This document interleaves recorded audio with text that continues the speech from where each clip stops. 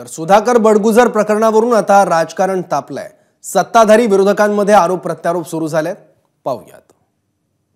सुधाकर बडगुजरला कोणाचा वरदहस्त आहे?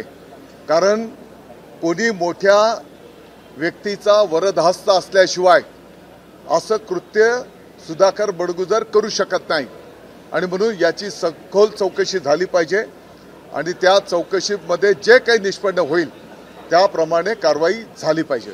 हा पालकमंत्र्यांवरती देशद्रोहाचा गुन्हा दाखल केला पाहिजे, कारण ते एमडी ड्रग्स प्रकरणात तेच आहेत, त्याच्यामुळे त्यांना ते आरोप करणं म्हणजे जिवारी लागलेले आहे।